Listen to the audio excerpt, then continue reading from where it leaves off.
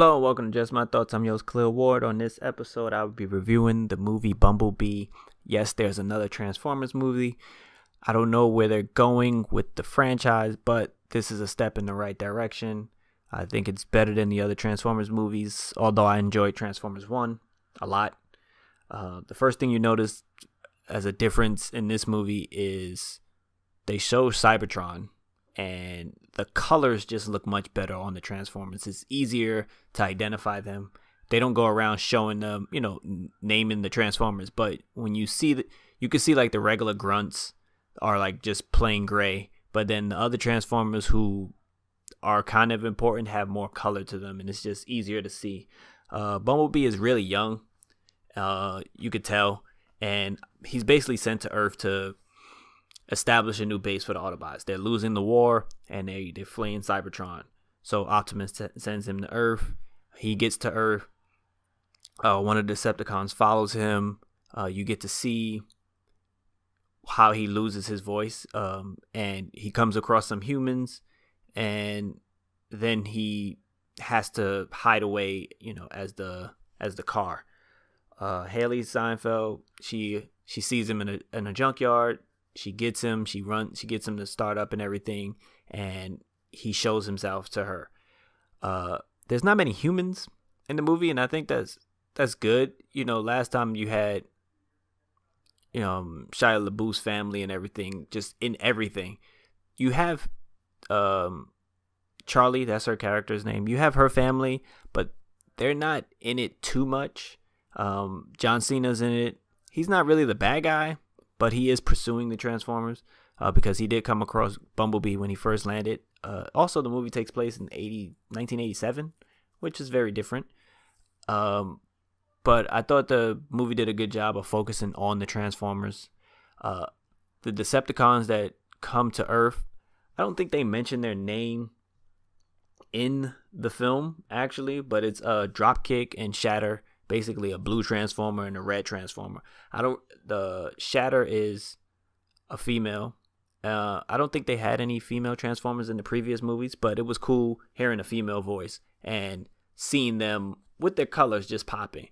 And I didn't know that Transformers can change into multiple vehicles. I always thought it was when they see one vehicle, they will be that vehicle, and then if they see another, they'll copy that, and they lose the ability to change into the other one. But they do it a couple of times, going from car to helicopter in this film, and those Decepticons are the main bad guys, and it's not some human with a master plan using the Transformers to do something, and then the Transformers turn their back on the human. It's really, they are the bad people, bad robots in this movie. You don't hear anything about Megatron. You hear about Optimus a few times. They drop his name, but it's mostly Autobots, Decepticons. That's all you hear. And they basically trying to kill Bumblebee, trying to find Optimus and kill the rest of the Autobots. That's their goal. But the best thing about the movie is the connection between Steinfeld and Bumblebee. When she meets him, he's hurt, he's scared, he lost his ability to talk, and it's not like in the previous movies where he automatically just starts using the radio. He doesn't know how to do any of that stuff.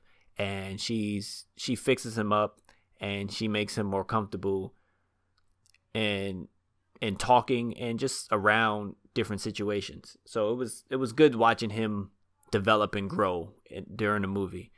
Nitpicks of the movie, the dialogue is pretty bad. There's some cringeworthy scenes, with just things that's said in the movie. John Cena at first is kind of corny, but he's a lot of the comic relief, when he's talking to the people around him, because he's kind of level-headed. He's like, I don't think we should trust these Transformers.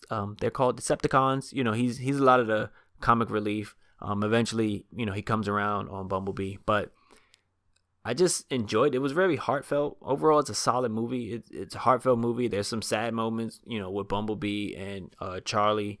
It wasn't as cheesy as the other Transformers. Maybe because there wasn't so many Transformers on screen at one time with so much going on in the background and so many unnecessary explosions.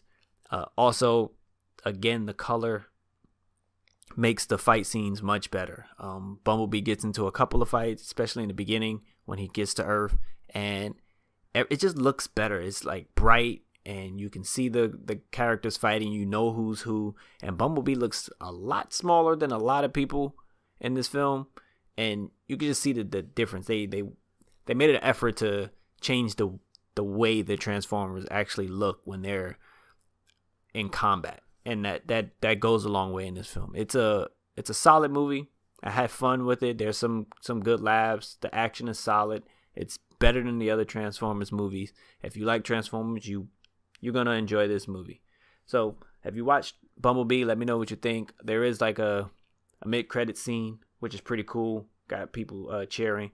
But let me know what you thought about the movie. Deuces.